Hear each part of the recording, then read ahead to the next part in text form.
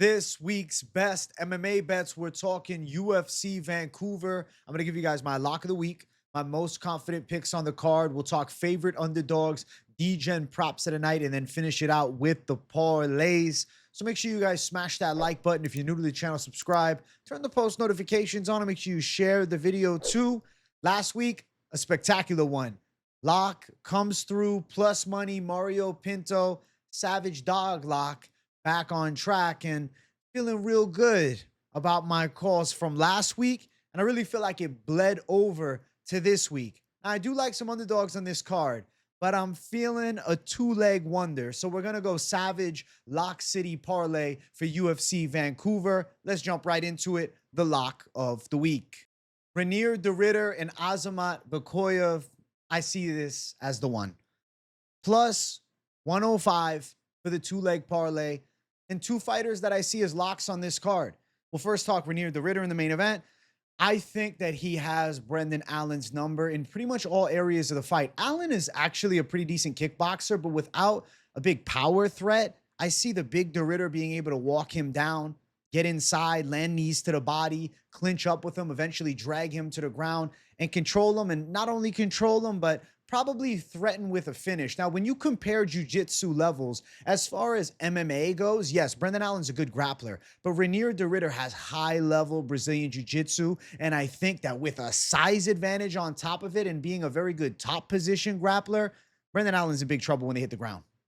From top, I see de Ritter working towards the finish, whether it's some ground and pound or locking up a submission. I expect the gas bar of Allen to dwindle and dwindle and dwindle. And then I think de Ritter is going to eventually find the submission finish and beat Allen inside of the distance. So I like him to get it done by a finish, not only the money line. And I see it in a two-leg parlay straight money line, finding plus money with Azamat Bekoev as the one. Yusri Belgaroui is the opponent of Azamat Bekoev. I do not think Yusri Belgaroui is good, okay? Yes, he's got nice kickboxing, but he's just that, a kickboxer. Even his MMA style, the way it's translated, is very kickboxer-esque, more so the finesse and the technicality from distance. You have seen him backed up against the cage, controlled against the cage, and worn on. Yeah, he was able to get the later stage knockout on the Contender Series against a guy that's mediocre. And it was a snooze fest of a fight so bad that the UFC didn't even sign Belgaroui. The reason that he eventually got signed is because he accepted the Bekoev fight for August. Didn't happen, visa issues. Now we get it here in October. We got a hungry Bekoev, really, I think, as the seriously better MMA fighter. Good wrestling game, aggressive striking game, in-your-face style. Yes, he's going to be giving up some reach, okay? 7 inches in the reach, 5 inches in the height. Yusri Belgaroui is the definition of a very tall and long kickboxer in MMA. But what is he going to do? Pick apart Bekoev from range? He's going to knock out Bekoev on the feet. He's going to win a tactical decision, stopping all the grappling coming his way, stopping the inside fighting. I don't see it. I think that Bekoev is going to drag Belgaroui down. I think he's going to beat him up, and I think he's going to be able to threaten for a submission or a ground and pound finish, but doesn't matter. You don't need the finish because you put the money line in with de Ritter. Now you got a plus money lock. When I look at Bekoev's style, he's won decisions before. Yes, in the UFC, the man looks like the definition of violence, but outside of the UFC, he's won decisions. He can push a 5-round pace. It's a 3-round fight. He's got good cardio. I think that he's a lot more, forward pressure heavy. Belgaroui's a guy that's willing to accept being somewhat passive. And I really feel like he's almost like the poor man's Alex Pereira, okay? He's boys with Poatan. He fought Poatan in kickboxing before, but the MMA transition just isn't nearly as smooth. He doesn't have the same knockout power, and he doesn't seem to have the same natural gifts of accuracy or precision. He just seems like an inferior athlete to the side of Bekoev. Like if you told me neither of these guys trained MMA, I think Bekoev would be the better street fighter of the two. And then add in power in the hands, wrestling, an American top team behind him. I think Bekoev has got Belgaroui's number, and I think he's going to take him down and beat him up. Of course, you could say, oh, Bekoev, he likes some striking, though. He'll slug fist. He's got a nasty right hand. I will say he really loads up on the right, and if Belgaroui was able to slip, get out of the way, could he counter it? Sure. but he's the better MMA fighter. Look at the MMA experience differential, 20-3 in MMA versus 8-3. I got a 29-year-old prospect in his prime versus a 33-year-old prospect who had a long kickboxing career. It's Bekoev all day. Belgaroui's not that guy. I think Bekoev handles business. I think he's going to take him down, beat him up, and probably finish him. But if they were to go the full 3, I wouldn't be sitting here shocked. I would say, wow, Belgaroui's grappling defense. He's holding on from bottom. His size kept him in the fight. I see a handling, though, from the side of Bekoev. Him and Djorden together just seems like the perfect 2-leg parlay for this card because I see both with clear-cut advantages. And you can tell me in the comments if I'm wrong, but I assure you, most are going to agree. Wouldn't you be shocked to see Belgaroui or Allen win? Allen's coming in on short notice to fight Reinier de Ridder. Allen is a worse version of Fluffy Hernandez on the ground. Fluffy's better from top, better submission threats, faster in transition speed. Brendan Allen is going to struggle to find big moments in the fight. He's going to have to win a tactical kickboxing match. He's going to be able to get on top of de Ridder. I don't think so. De Ridder's going to drag him down, beat him up. And if it's striking, I'm not worried. Allen doesn't have the knockout power to keep de Ridder off of him. A key element of beating a Reinier de Ridder is you got to keep him off you. Fuck, Robert Whittaker, one of the best of all time at middleweight, couldn't do it. Yeah, he dropped him, but he couldn't do it. He couldn't keep him off of him. Now Brendan Allen's going to. I think de Ridder W, Bekoev W, and locking it in a 2-leg seems like the piece of resistance for this card at plus 105. So that's what I'm going with for the plus money 2-leg Lock City parlay. Now, I do want to jump to the most confident picks. I want to talk about some confident calls. I'll bring them up on the screen. Of course, yes, I'm not going to remove de Ridder and Bekoev. They're high confidence picks. That's why I put them in a 2-leg parlay. I don't need to elaborate any further. You can see de Ridder around minus 202. You can see Bekoev around minus 280. Depending where you're at, odds will slightly vary. Both strong favorites, both high likelihood of success. Now, the next one up, though, Djorden. Why do I think Charles Jourdain wins? Because it's his time. It's Charles Jourdain's time now. At 29, I've been waiting a lifetime, it feels, for him to finally figure it out in the UFC. And cutting to 135, that was the recipe. Charles Jourdain has always shown a lot of potential. His kickboxing game is smooth, nasty low kicks, good kicking skills overall, fast hands, ripping punches in the pocket at hyper speed, and he's got a really tricky submission game. You look at the side of Davy Grant, grizzle vet, a guy that I like to pick as an underdog a lot. Forward pressure, good kicks, good overhand shots, sneaky athleticism too, and a decent ground game. Davy Grant is not a walk in the park for Charles Jourdain, but I view this as Charles Jourdain's big chance. He's 10 years younger, and it's in the bantamweight division, which I think Jourdain really has found his home. I feel like if you think about it, all the years he spent up at 145, even 155 in his UFC debut, he was undersized. Finally, he's in a weight class where the guys are about the same size as him. He's actually bigger, an inch taller, same reach. But like normally Charles Jourdain was smaller than the majority of guys. Of course, you know, the John Silvas of the world. But shit, he fought 6'2" Sean Woodson and went to a damn split decision. He gave the prime Shane Burgos big trouble. I thought he could have won that damn fight. When Charles Jourdain is on, he's definitely a problem. I think that he has a bright career ahead of him at 135 pounds. This was the best decision he could have ever made. And Davy Grant is a perfect second appearance. He's coming off a pretty impressive submission over Victor Henry, who's a highly trained grappler out of the Josh Barnett team. And Victor Henry getting submitted by Jourdain Gilly. Davy Grant better watch his neck. If Davy Grant gets under Charles Jourdain, he could get locked up in a submission. I will not be surprised if Jourdain threatens with a gilly and ends up hitting it on Davy Grant. Now, of course, Davy Grant hard to put away, always in tooth and nail, back and forth fights. But I think Jourdain's speed is going to be too much for Davy Grant. And I think his skill set with all of the 8 limbs, right? He has a multitude of striking weapons that he uses at a very high rate. And the fact that he's 29 coming into his own, I think the best version of Jourdain is now. Maybe it's the best version of 39-year-old Davy Grant. He's looked about the same for his past several, and he's 4-1 in the past 5. God bless him. Davy Grant's a savage underdog always. But it just seems to me that it's time for Jourdain to put it together. And I think a win here and then a shot into the top 15 at bantamweight seems just what the doctor ordered. Next up, Hyun Park. Yes, Tainara destroyed him. He's a minus 220 favorite in this spot here. Yes, Tainara destroyed him. I'll reiterate. But Tainara is fucking awesome. Bruno Silva is washed, guys. I was a big Bruno Silva fan. I was tailing Bruno Silva for a long time. He was on my show, Moneyline. Like, I like Bruno. But the truth is, he has not looked good in a while. His last 3 fights, he looked like shit. He barely beat Cody Djorden. Thank God he hit him with the shovel uppercut. He was losing the whole fight. And then he loses to Manel Kopp badly. Then he loses to Joshua Van badly. And I hear you. I hear it right now. Yo, but Van? But Kopp? Okay. He still got boxed up by Cody Djorden, though. Hyun Park is a talented guy. Good boxing, sharp hands, clean punch combinations, good body work, too. Strong wrestling, strong submission threat. Physicality is there. Athleticism is there. 3 inches taller, I think that's a factor. Physically more imposing. I think Hyun Park is going to handle Bruno Silva, and I actually think he's live to finish him. Now, if they go the full 3, I'm not sitting here shocked, but Bruno Silva has taken a lot of damage over his last 3 fights. I don't like that for the 35-year-old. I think Hyun Park is coming into his own at 29, 10-1 pro, coming off the biggest chance of his life, the short notice fight against Tatsuro Taira in a main event.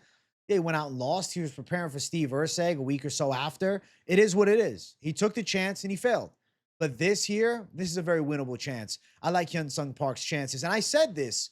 I said, I would like to see Park fight Bruno Silva after the Taira fight, and they booked it. I think this is a perfect matchup for him, and I see Park going out there and handling business. I like the chances. Minus 220, I think it's a solid line for what it is. Like, I see him with a legitimate chance to win. If Silva wins, it's like, wow, he has risen to the occasion, and he's found himself again. I just don't expect that. I think Park is going to go out and look good and get the biggest win of his life. Now, I want to bring 2 more up. Let's bring them on the screen. Over 2.5. Vera Zahabi. Oh, yeah. Oh, yeah. We're going over 2.5 rounds in Vera Zahabi. What? We get a knockout? I got on my face. Vera, Mr. One Moment, and that's about it. Zahabi, Mr. Volume. Neither guy, as of late, has looked like a terrifying finisher, but Zahabi did have that nice knockout of Arichi Long. Vera had the sick head kick of Dominic Cruz. Shit, newer fans might barely know Dominic Cruz. Might be thinking commentator, but it was also a washed Dominic Cruz at the time. It's not like Cruz wasn't putting the pace on him. Vera is good in 5-round fights. 3-round fights is his weakness. He's a slow starter. I don't think he gets knocked out. I think they go 3 hard. Over 2.5, minus 335. Bingo chip. Put it on it. I think that happens. I'll be shocked if it doesn't. I like the over. Next up, Stephanie Luciano. Yes, I'm putting a woman on here. I think Stephanie Luciano's good. I think Stephanie Luciano has a bright future. Minus 280 is a favorite. A little bit towards the wider side, but I like Stephanie Luciano. Now, I'd love to see how Ravonna Oliveira looks at weigh-ins. I want to see if this fight even happens. Is she going to make 115 pounds? Her last fight was at 135. She was scheduled for a fight in 2024 at 125, cutting all the way down to 115. She's a short girl. It's not like she's some tall, giant bantamweight dropping weight, but she got some thunder thighs. Luciano's going to be way quicker. Luciano's going to be way sharper from distance. Luciano is going to show her levels. She's going to say, hey, welcome to 115. You thought it was easier here? Nah, it's harder. Lost to Tainara Lisboa, did Oliveira. And she got out grappled in that fight by a Muay Thai fighter. I think a lot of striking here. I think Luciano's speed is going to be the ultimate difference maker. Yeah, she's a big favorite at minus 280, but I'm confident she wins. If she doesn't, I'll probably be shocked. I'd be sitting there like, wow, she didn't win? Whoa. I like these as the confident calls. I feel good about the big 6. These are the ones that really spoke to me. 1 over in the mix with 5 straight fighter picks. Seems like a money week, and I'm excited to see what comes to fruition. Now, I do want to talk about some plus money. Let's talk about my favorite underdogs. Let's jump to the section. So, first up, Jasmine Jasudavicius. I think that she can win this fight. She needs to wrestle. I think she can wrestle. If she can hit takedowns on Fiorot, she can win. If it's striking only, yes, Fiorot's technicality, she'll out-kickbox her for 3 rounds. I'm not blind to that reality. I see the possibility of it. But Jasmine Jasudavicius has a knack for shooting these takedowns and staying after it. Good pressure wrestler, very good physical condition, big girl too. I think Jazz could outwork Fiorot in the wrestling department here. And striking-wise, it's not like Fiorot's a power hitter. So she's going to have to earn some respect from Jazz with some big straight shots or a big head kick to keep Jazz off. I think Jazz is going to be getting in her face, throwing straight shots, bringing the pressure with a little bounce, looking to take her down, fighting her up against the cage, knees to the body, looking to trip her. I think Fiorot's going to end up getting outworked over 3 rounds, especially we're at home in Canada. I got a 5-fight win streak for Jasudavicius. The local fighters be doing good on the cards recently. I'm going to ride that momentum here. And I just don't agree with the betting odds. being this wide. I think that, Jasudavicius should be an underdog slightly here. But to say that she's a plus 185 underdog against Manon Fiorot, who got out grappled last time by Valentina Shevchenko, who, yes, she's an all-time great women's MMA fighter. She is a kickboxer. First and foremost, she's a striker. I get it. Alexa Grasso. Okay. Alexa Grasso is not some world-class grappler either. I think Jasudavicius is too much of a wrestler, too much of a workhorse. She's like the definition of a machine in the women's divisions. I'm not saying she's like a, female Marab, but maybe the closest thing to it. And I think Jasudavicius is going to put it on Manon Fiorot over the course of a hard 3-rounder. I think she drags her down. I think she toughs it out. And I'm going underdog Jasudavicius to pull it off here against the striker and Fiorot. I think she'll find a way to get it. I like her takedown threat. I like her pressure style. I like her cardio. I think she's going to be able to walk through some of Fiorot's shots, and I think she's going to be able to keep the pressure on and get that hand raised at home in Canada as well. Now, next up, Kevin Holland, Mr. Minus 105. It's not plus money, which sucks, but it is what it is.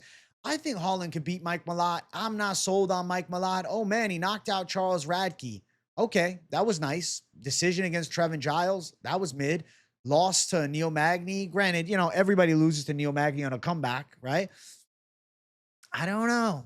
I don't know about Mike Malott. I get it. Kevin Holland had a terrible fight. And when I say terrible, I will say it again. Terrible fight against D-Rod. D-Rod was dropping him. D-Rod beat his ass. D-Rod intimidated him. D-Rod surprised him.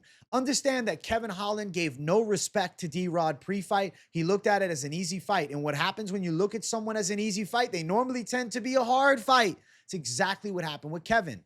I'm sure that he's like, okay, Mike Malott's legit. Mike Malott can grapple. Mike Malott's got power in both hands. Mike Malott, he's a striking coach, for God's sake. Mike Malott's game is legit, but when I look at Kevin Holland, I see the reach advantage. I see the hand speed advantage. I see an on-point Kevin Holland as a big threat. I see an on-point Kevin Holland having moments on the feet. I see an on-point Kevin Holland landing big straight shots. I see an on-point Kevin Holland even threatening the damn Darce choke here against Mike Malott. Now, he's not plus money anymore.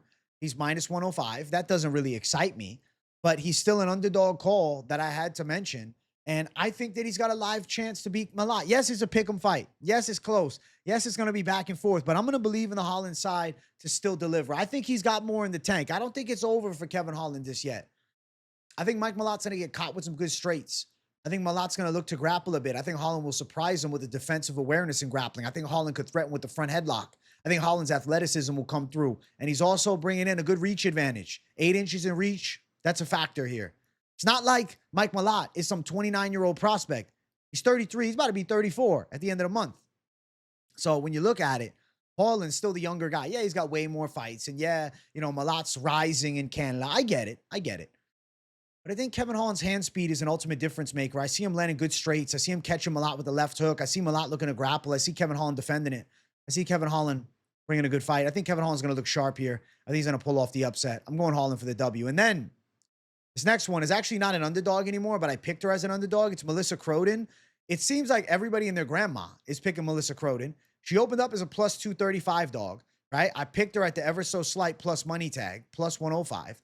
Now she's a minus 130 favorite. Now I still want to mention her because I do think she outworks Tainara Lisboa. Not nearly as exciting to, not get the plus money tag. And it's not like Croden is so proven, but I figured still mention the name because it was an underdog pick at the time that I took it. Now, what I'll say is Croden has a good kickboxing game, Muay Thai based, as is Lisboa. Croden, the bigger girl, the better athlete, not coming off of a potentially career-ending knee injury that really was huge recovery. Like, you understand that Lisboa, was relearning how to walk and shit. Now you're fighting, and you're fighting a girl who's hungry on the come-up in Melissa Croden. I'm not saying Croden's world-class. She went 5 rounds with Cavalcanti 2.5 years ago.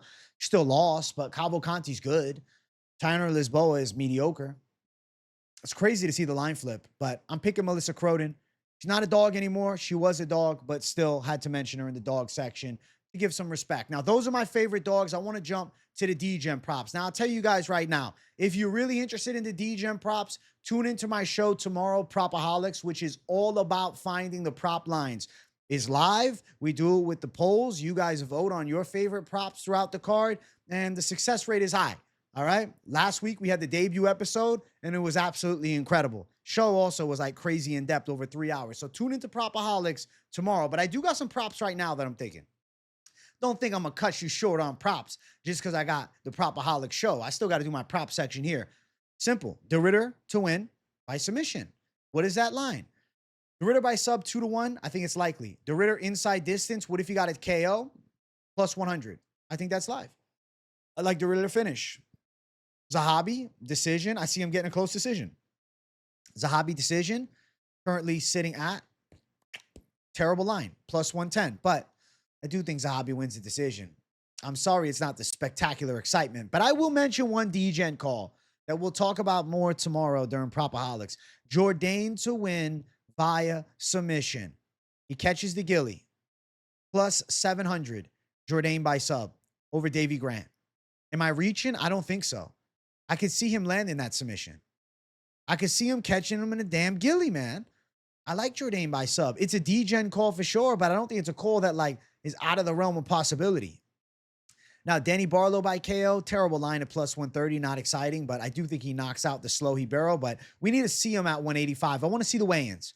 There's a couple where it's like, let's see the weigh-ins and, you know, maybe the props will jump out a bit more, but we'll try to keep deep diving and digging. We'll do it together. We'll put our brains together and we'll find some more magic on the card. But for now, I like the prop slate. I want to talk about everybody's favorite section, the fame section, the parlays. Parlay time. Open up your wallets and let's bet on some fist fights. Yeah. Listen, I'm excited for parlays this week.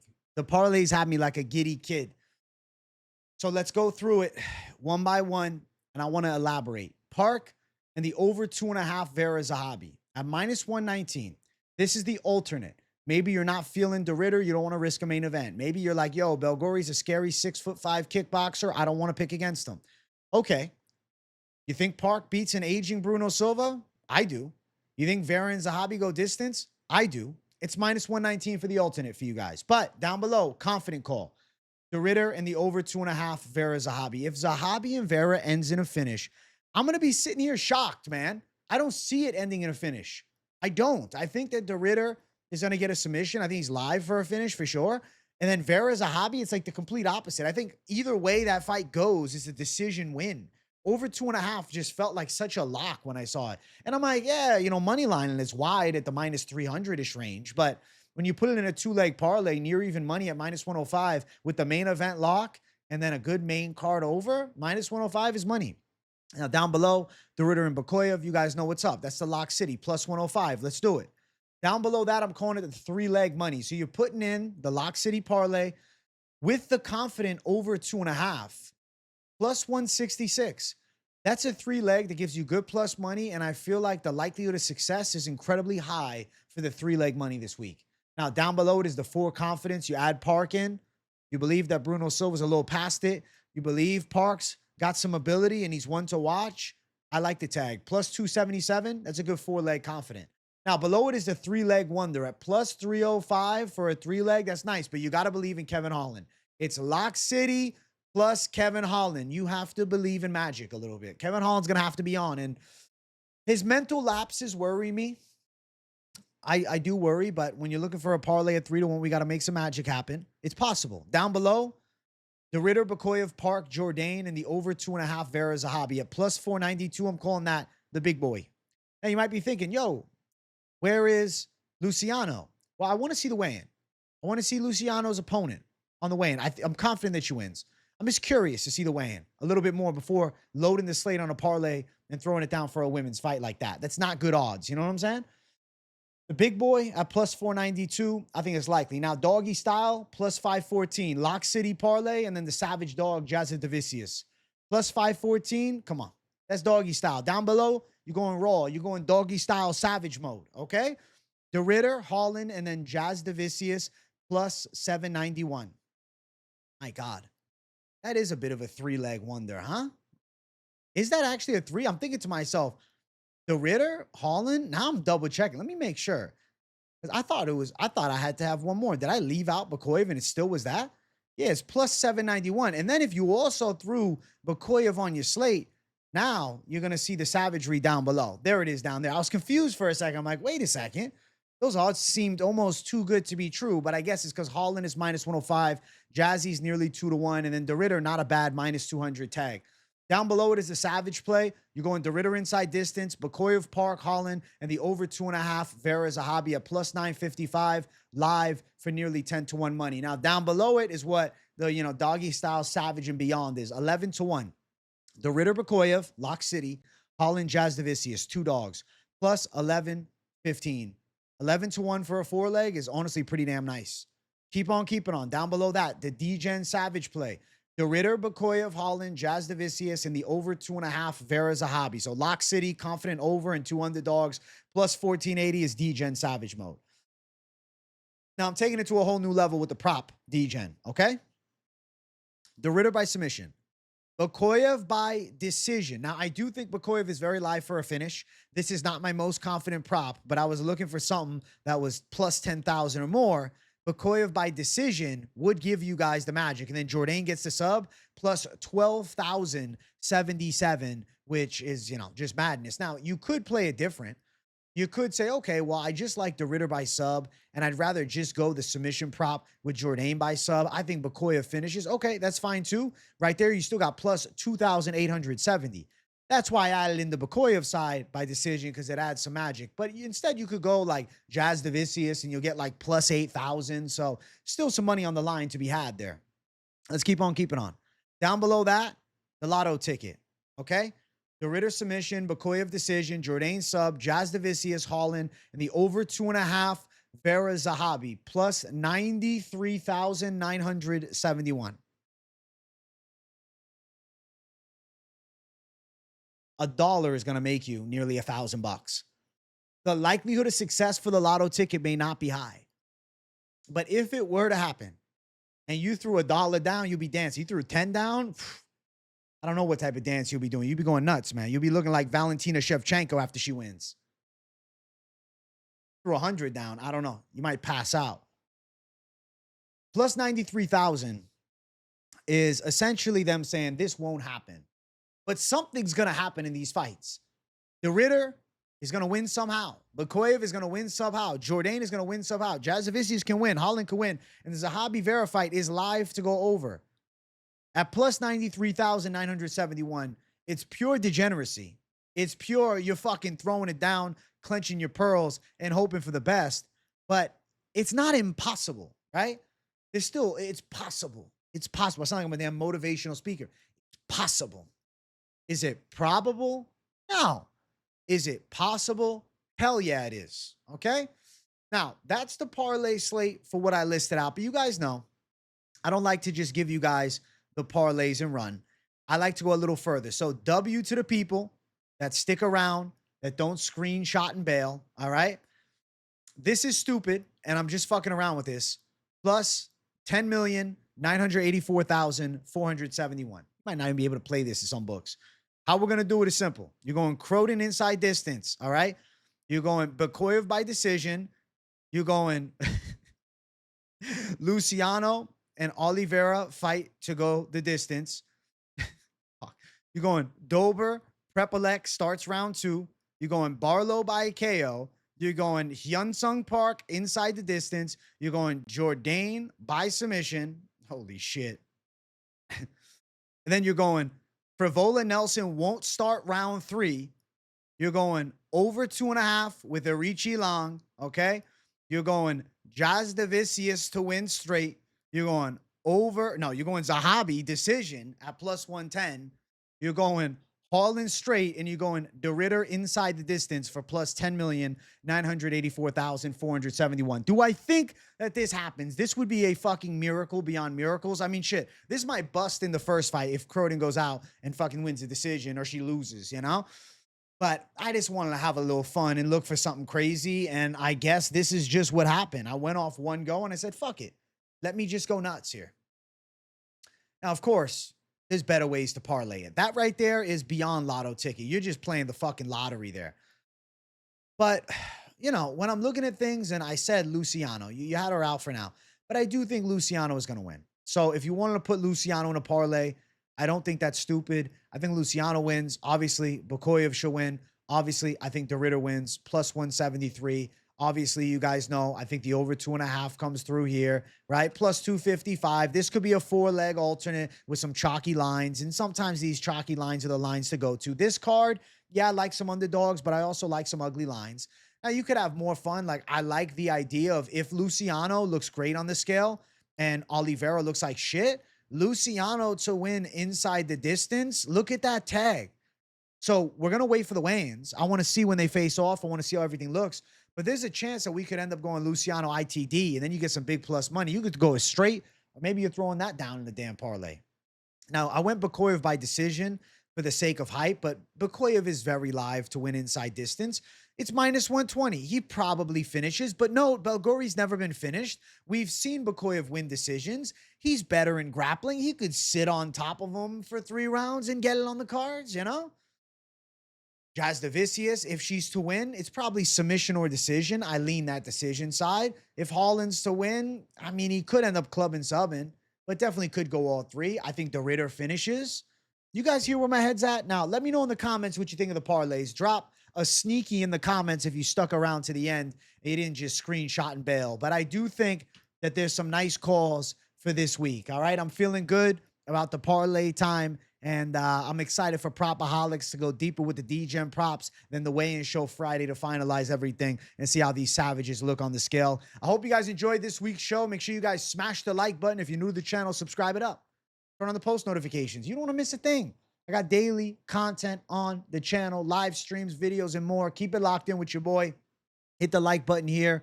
W to the community. If you got nothing to say in the comments, W in those comments. But I want to hear from you. Favorite pick? Favorite underdog? Lock? Parlay, Degen play, something that I'm missing, let me know. I want to hear from the people. Let me know in the comments. W to you all. I love you guys. I'm excited for UFC Vancouver. Of course, I'll be live for the entire card. So come tune into the Fight Companion, and I'll see you guys throughout the entire week because the grind does not stop. All right, everybody, much love, and I'll see you all in the next one. Peace out.